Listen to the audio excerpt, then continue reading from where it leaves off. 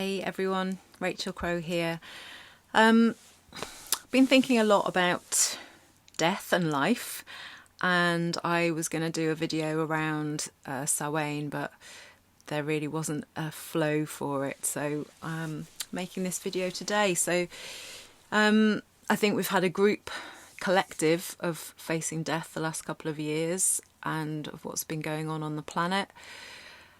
And some people will be willing to look at that and some people won't. And I think we all face death in different ways. So I've recently attended a funeral, which is, one of the ways we face death is facing the death of a friend or a loved one. And I can certainly remember when I was going through chemotherapy and a dear friend of mine passed away after having cancer treatment, and that was a really tough time for me because first of all I had my children kind of looking at her having a treatment and it not working, and then me having my treatment and asking me if my treatment was going to work. And I didn't know. I was actually told that my cancer was incurable and all that they could offer me was palliative care, and they would try chemotherapy and see and that's all I could tell them was that, I hoped so. I hoped it would work, but I didn't know. And, none of us know. We don't have any, there's no guarantees in life. The one guarantee is that we are going to die, but we don't know when it's going to happen. And, really facing your own death, I don't think anyone ever wants to do that. And I don't think losing a friend or losing a loved one really is facing death. I don't think you really face death until it's your time or something happens.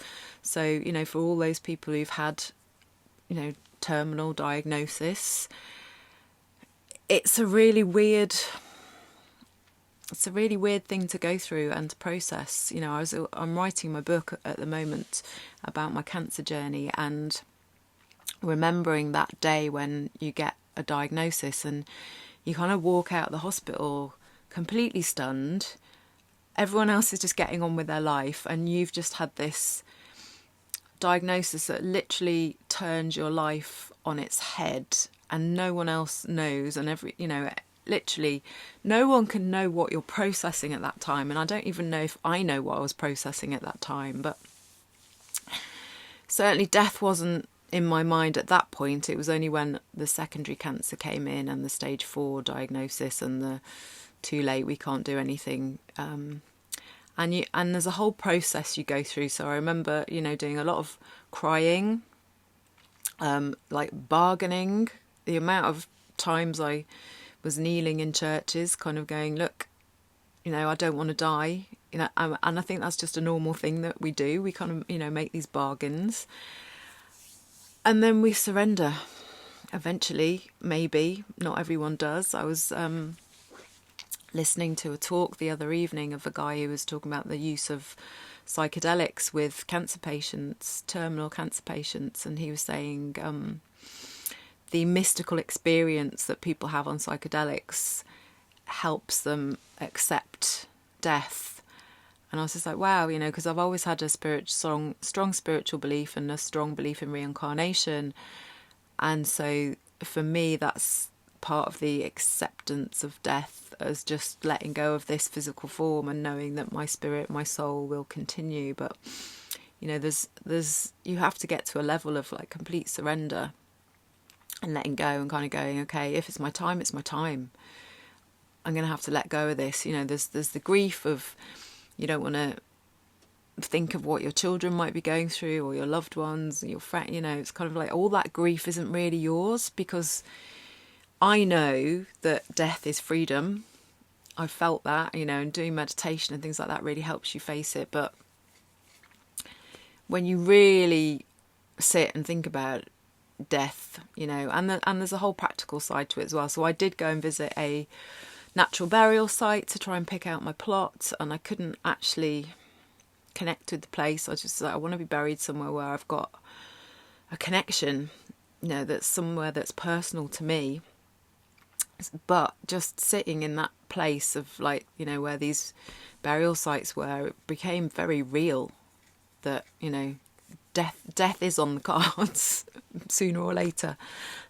And actually, my friend who passed away was buried there, and it was beautiful. And I was like, actually, I wouldn't mind being buried next to her, because then I've got my friend. You know? And really, burial places are for for other people to visit.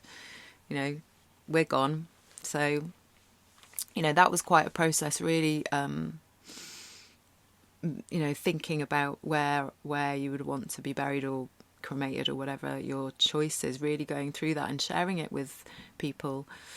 I also did the practical things of, although I've got a legal will, writing my personal will, and things that, like, personal things that I wanted to go to friends and family, my personal items, kind of getting things in order. You know, that's a big one. And having been someone who's done house clearances after someone's died, it's just like, oh my God, the amount of stuff we all collect in life. And I can't say that I've not still got lots of stuff, but it's part of the process, is letting go and giving things away, and maybe giving things away while you're alive instead of waiting till you're dead to give them to these people. So yeah, there's a whole kind of, it is that process of surrendering and almost walking with death. Because like I say, none of us know when we're going, but you know, I remember seeing Stephen Jenkinson, who wrote the book Die Well, and he's got a film, I think it's on Vimeo, called Grief Walker. Him just saying, you can't die well if you haven't lived well. So for me now, you know, because I didn't die, I'm still here, it is about living well.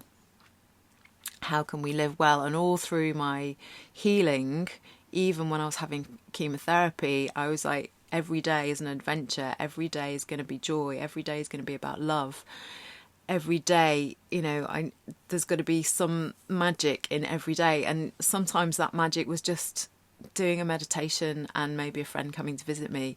You know, it wasn't climbing mountains. It wasn't, you know, going off on amazing adventures. It was bringing the adventure inside, because that's all we've got. You know, all we've got is what's in here. So it is about, you know, kind of befriending death and not denying the grief, because, you know, when we lose a loved one, there is a process of grief we have to go through. And even if we're amazingly sensitive, and you know, I certainly feel Sally with me often, and the friend that passed recently, and I, you know, had the privilege to drum at his funeral, and you know, I don't really know much about it, but I think there was always a history of having drummers at funerals. You know, the feedback was that how grounding it was having that drum there, and I really feel him around me, and you know, I'm sure he's around everyone who loved him, and at even at the funeral, I was just like, he would have loved this. And it made me go, why don't we do this when we're alive? Why don't we have these parties and celebrations for ourselves? You know, we do little ones with birthdays and things, but you know, it's time to step up and celebrate life. So yeah, there's something there about, you know, not denying the grief and the loss and the pain, really acknowledging that and moving through it. For me, I had to really acknowledge that I could possibly be leaving 4 children behind without a mother, and what story they might then take on from that, and that's their life and their story.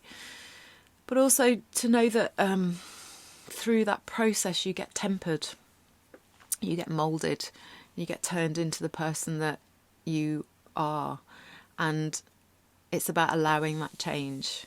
And I certainly feel like I changed, and I hope the people around me see that change in me as well. I think it's very easy when we haven't really witnessed someone going through a process, we haven't been around while they've gone through this deep initiation, to presume they're the same person they were last time we saw them. And I think that's also the case for the past couple of years, where, you know, we haven't seen people for a long time. You know, certainly you can see it with children. It's like, wow, you know, how you've grown. But actually we've all grown and we've all changed in different ways. And it's about remembering to really see that and honour that change in one another. And remember that we're changed. Remember we've all been tempered by the last few years. Whatever our journey has been, whatever's happened to us, you know, we have all had change happen. So it's, yeah, remembering that and holding compassion for one another. So yeah, I think that's all I'm going to say about this. But you know, I'm not someone who focuses on death, or you know, it's like, for me, my main focus is life. It's about raising vibration. It's about joy. Joy, beauty, love are my mantras, my daily mantras. Loving life, bringing joy into life, seeing the beauty in everything. And if I can pass that along to a few people, then my job here is done. Obviously not, because I'm still here. So yeah, I hope you've enjoyed that little chat, and feel free to contact me. I am available for one-to-one chats, consultations, you know, even if you just need someone to speak to about diagnosis or loved one. We can find a date. I can be available. So sending you all so much love, and stay well.